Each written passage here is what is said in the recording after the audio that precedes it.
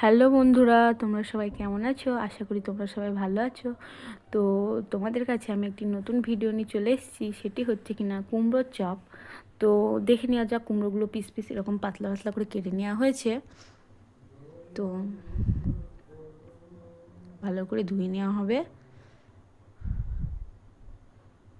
তার মাঝে বেসনটা চেলে নেওয়া হচ্ছে।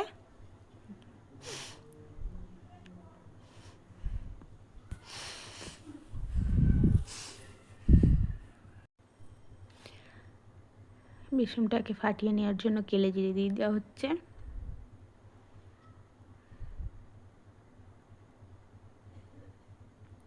হলুদ সামান্য পরিমাণ, লঙ্কা গুঁড়ো সামান্য পরিমাণ,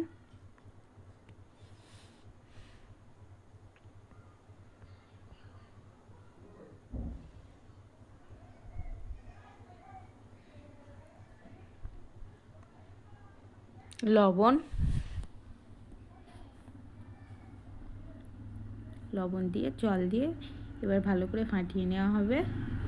অল্প অল্প করে জল দিয়ে, একেবারে জল দেবেন না, নাহলে পাতলা হয়ে যেতে পারে। তো অল্প অল্প করে জল দিয়ে ফাটিয়ে নেবেন।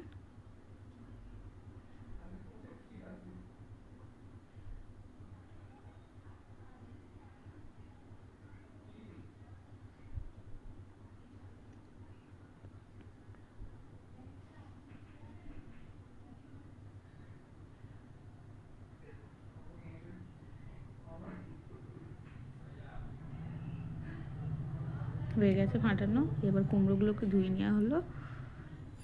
তো একটু হালকা বিট লবণ মাখিয়ে রেখে দেওয়া হবে, অল্প পরিমাণ বিট লবণ মাখিয়ে। তো কড়াই বসিয়ে দেওয়া হচ্ছে ওভেনে। কড়াইটা গরম হয়ে গেছে, তো এবার তেলটা ঢেলে দেওয়া হচ্ছে।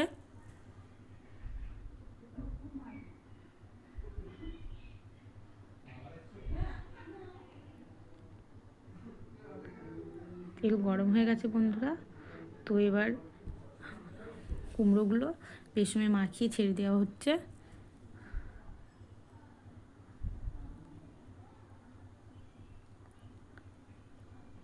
আঁচটা একটু কমিয়ে নিয়ে তো উল্টে বেল্টে একটু লাল লাল করে ভেজে নেবেন।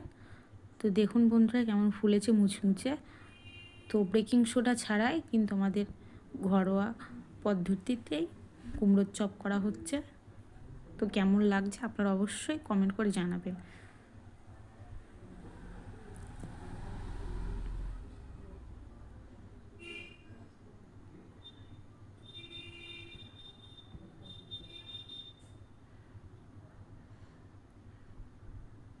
ভাজা হয়ে গেছে বন্ধুরা, এবার এগুলো অন্য পাত্রে তুলে নেওয়া হচ্ছে।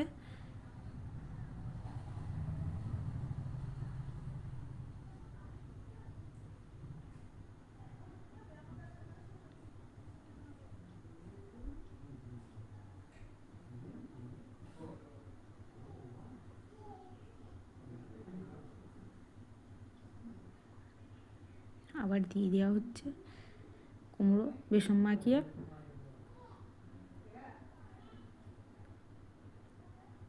আপনাদের ভালো লাগলে কিন্তু অবশ্যই কমেন্ট করে জানাবেন। তো এই তো কুমড়োর চপ হয়ে গেছে রেডি। তো একটা ভেঙে দেখানো হবে আপনাদের কাছে। তো আমরা খেয়েছিলাম একটু, তো রাতে ছাড়া আমরা দিনের বেলায় করেছিলাম। তো খুব সুন্দর খেতে হয়েছিল। তো আপনারা বাড়িতে ট্রাই করে দেখবেন, খুব ভালো হবে।